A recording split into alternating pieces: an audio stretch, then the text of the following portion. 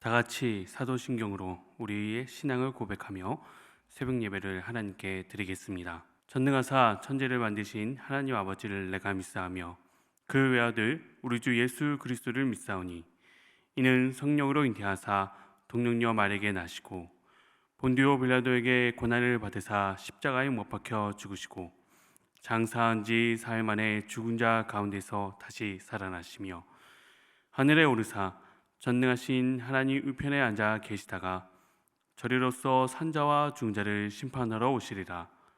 성령을 믿사오며 거룩한 공예와 성도가 서로 교통하는 것과 죄를 사하시는 것과 몸이 다시 사는 것과 영원히 사는 것을 믿사옵나이다. 아멘.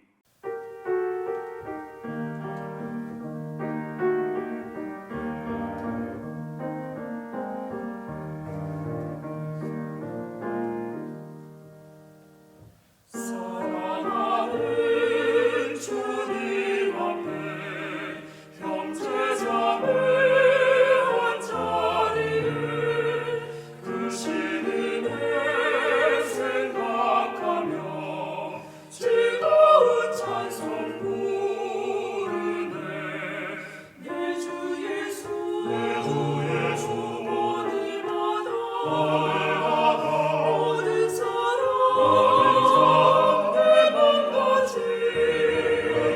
환난 근심 위로하고 진심으로 사랑하세. 사랑하는 주님 앞에 온갖 충성 다 바쳐서 괴로우나 즐거우나 주님만 힘써서 섬기는 우리 주님 거룩한 손 제자들의 발을 씻어 남 섬기는 종의 도를 몸소행에 보이셨네. 사랑하는 주님 예수 같은 주로 섬기나니 한 피마다 한 몸이루 형제여 친구들이여 한 몸같이 친밀하고 마음으로 하나되어 우리 주님 크신 뜻을 지성으로 준행하세. 오늘 우리가 함께 나눌 말씀은 에스더 4장 1절에서 17절 말씀입니다. 모르드게가 이 모든 일을 알고 자기의 옷을 찢고 굵은 배 옷을 입고 죄를 뒤집어 쓰고 성중에 나가서 대성 통곡하며 대궐문 앞에 이르렀으니 굵은 배 옷을 입은 자는 대궐문에 들어가지 못함이라. 왕의 명령과 조서가 각 지방에 이름에 유다인이 크게 애통하여 금식하며 울며 부르짖고 굵은 베옷을 입고 재에 누운 자가 무수하더라. 에스더의 시녀와 내시가 나와 전하니 왕후가 매우 근심하여 입을 유복을 모르드게에게 보내어 그 굵은 베옷을 벗기고자 하나 모르드게가 받지 아니한지라. 에스더가 왕의 어명으로 자기에게 가까이 있는 내시 하닥을 불러 명령하여 모르드게에게 가서 이것이 무슨 일이며 무엇 때문인가 알아보라 하매 하닥이 대궐문 앞 성중 광장에 있는 모르드게에게 이르니 모르드게가 자기가 당한 모든 일과 하만이 유다인을 멸하려고 왕의 금고에 바치기로 한 은혜의 정확한 액수를 하닥에게 말하고 또 유다인을 진멸하라고 수산궁에서 내린 조서 초본을 하닥에게 주어 에스더에게 보여 알게 하고 또 그에게 부탁하여 왕에게 나아가서 그 앞에서 자기 민족을 위하여 간절히 구하라 하니 하닥이 돌아와 모르드게의 말을 에스더에게 알림해 에스더가 하닥에게 이르되 너는 모르드게에게 전하기를 왕의 신하들과 왕의 각 지방 백성들이 다 알거니와 남녀를 막론하고 부름을 받지 아니하고 안뜰에 들어가서 왕에게 나가면 오직 죽이는 법이요 왕이 그 자에게 금 귀를 내밀어 살 것이라. 이제 내가 부름을 입어 왕에게 나아가지 못하는 지가 이미 30일이라 하라 하니라. 그의 에스더의 말을 모르드게에게 전하매 모르드게가 그를 시켜 에스더에게 회답하되 너는 왕궁에 있으니 모든 유다인 중에 홀로 목숨을 건지리라 생각하지 말라. 이때에 내가 많이 잠잠하여 말이 없으면 유다인은 다른 데로 말미암아 노임과 구원을 얻으려니와 너와 내 아버지의 집은 멸망하리라. 내가 왕후의 자리에 얻은 것이 이때를 위함이 아닌지 누가 알겠느냐 하니 에스더가 모르드게에게 회답하여 이르되 당신은 가서 수산에 있는 유다인을 다 모으고 나를 위하여 금식하되 밤낮 3일을 먹지도 말고 마시지도 마소서. 나도 나의 시녀와 더불어 이렇게 금식한 후에 규례를 어기고 왕에게 나아가리니 죽으면 죽으리이다 하니라. 모르드게가 가서 에스더가 명한 대로 다 행하니라. 아멘. 기도하시겠습니다.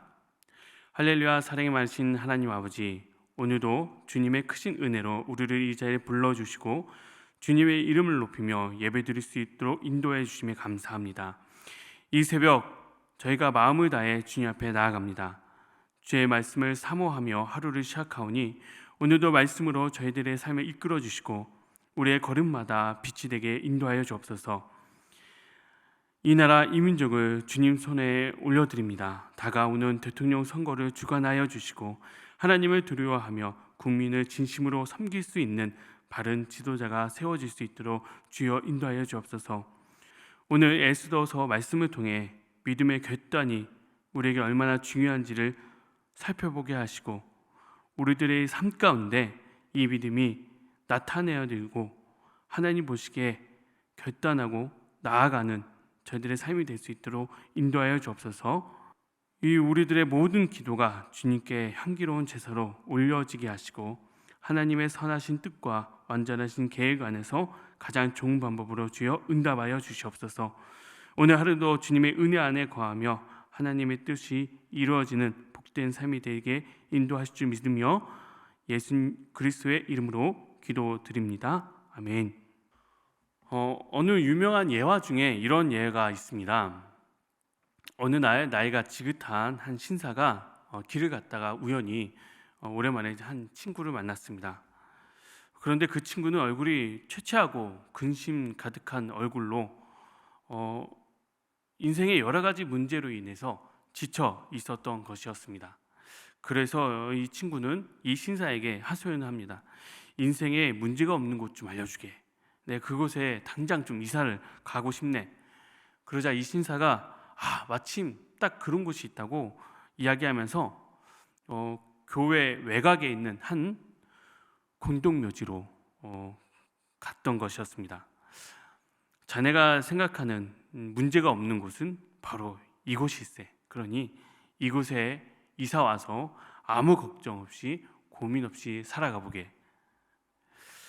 이 말을 듣는 친구는 잠시 침묵 후에 아무 말을 하지 못하고 돌아갔다고 합니다. 이 예화는 여러 가지 약간의 변형을 통해서 계속 전파되는 내용인데요. 대충 어떤 이야기를 하고 싶은지 잘 아시겠죠? 초보 아빠 시절 1살, 2살 이 어린 자녀를 키우면서 제가 참 어려웠던 것이 아이는 참 책대로 되지 않는구나 였어요. 사람마다 다 다르고 환경이 다르고 더욱이 이 대상자가 사람이잖아요. 각각 정말 다 다른 모습을 보이기 때문에 책대로 되지 않더라고요. 우리 인생도 참 쉽지 않다는 생각이 듭니다. 오죽하면 무탈하게 사는 것이 가장 평온한 상태라고들 하죠. 오늘 본문의 이 모르드게가 인생에 아주 큰 위기를 겪게 되었습니다. 정말 큰 문제를 맞닥뜨리게 된 것이죠. 3장에서 하만의 계획대로 온 이스라엘 민족이 위험에 빠지게 된 것이었습니다. 모르드게를 넘어서 이 민족 전체가 큰 위기에 빠진 것이죠. 그래서 1절과 2절 보면 자기 옷을 찢고 굵은 베옷을 입고 죄를 뒤집어 쓰고 성중에 나가서 대석통곡하며 대궐 문 앞에 이르렀으니 굵은 베옷을 입은 자는 대궐 문에 들어가지 못함이라 라고 말씀해 주시고 계십니다. 굵은 베옷을 입고 죄를 뒤집어 쓰는 행위는 성경에서 표현하기를 하나님의 심판에 대한 선포가 떨어졌을 때, 하나님께 회개하거나 아니면 사람이 죽었을 때, 그런 매우 큰 슬픔을 겪었을 때 하는 그런 행위로 표현하고 있습니다.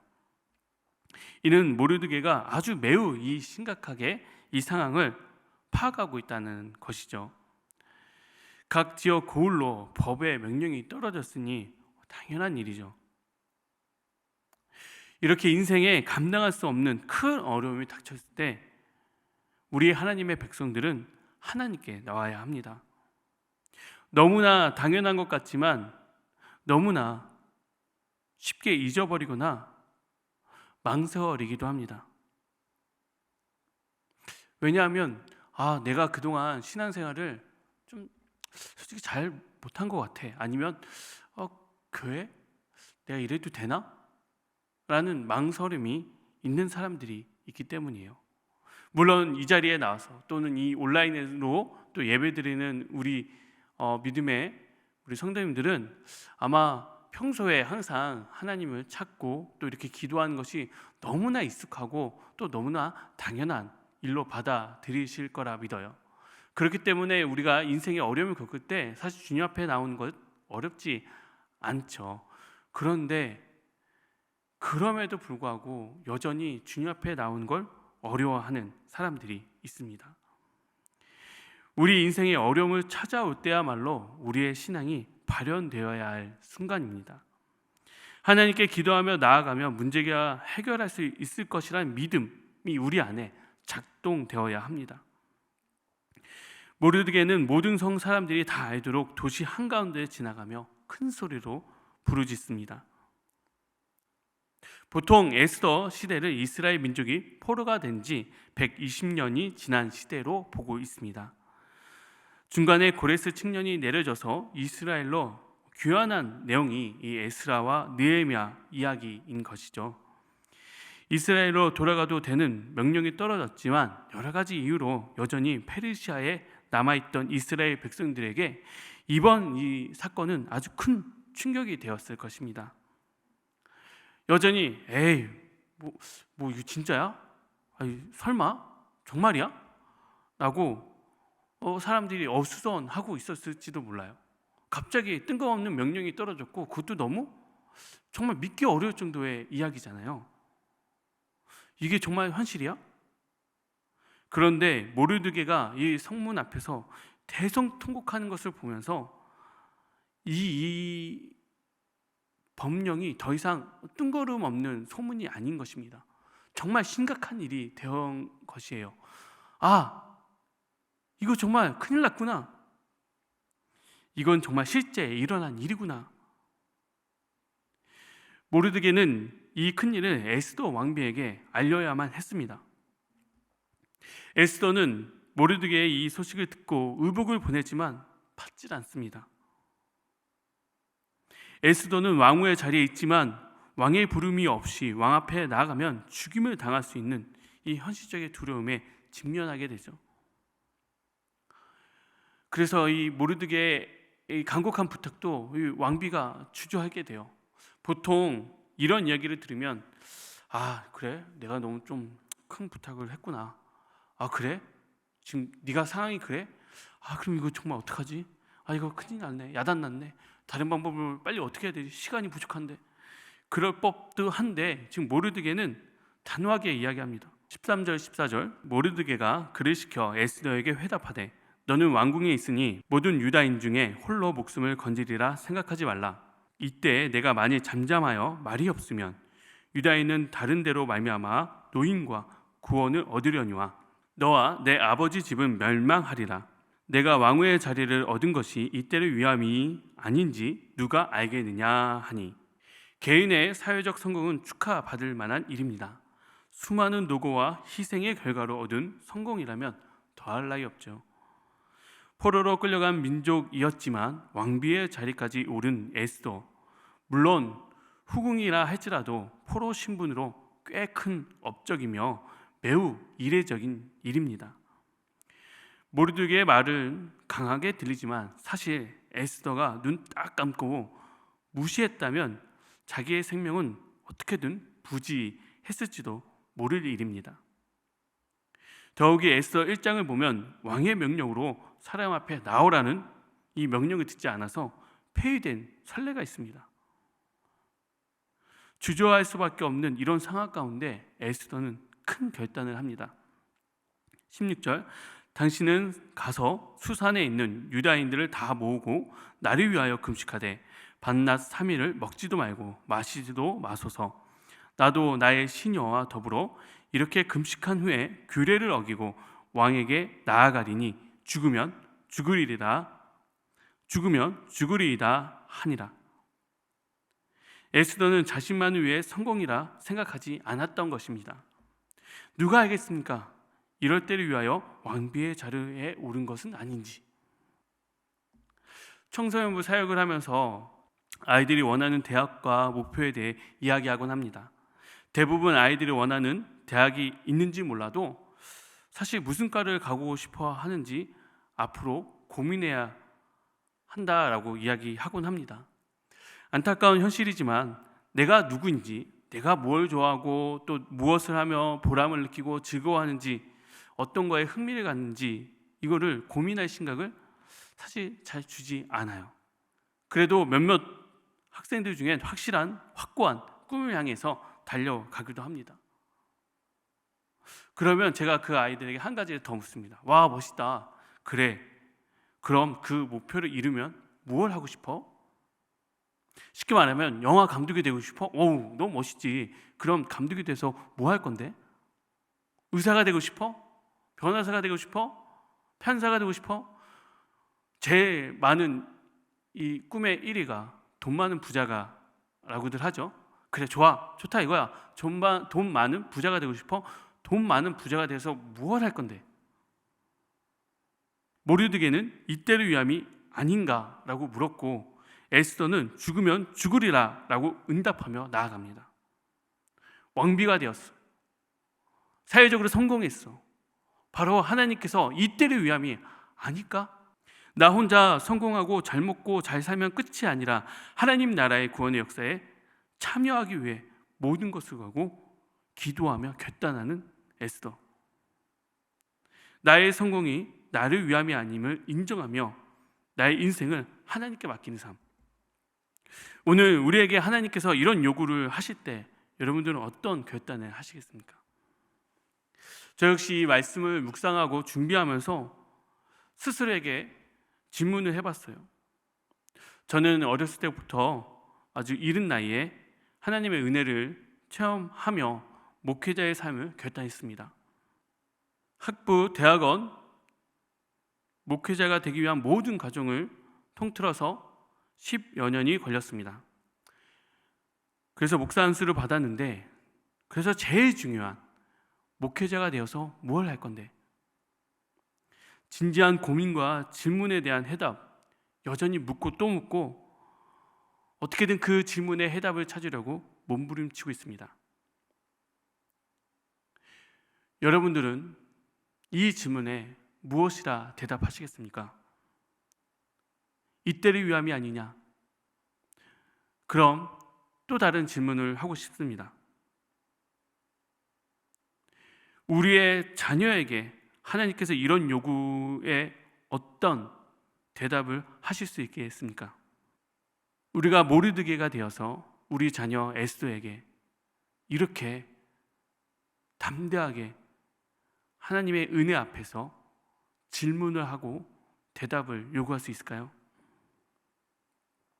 우리의 신앙과 믿음이 머릿속에만 작동되는 것이 아닌 우리들의 삶의 현장에서 작동되고 나타내어지는 저희들의 삶이 되었으면 좋겠습니다.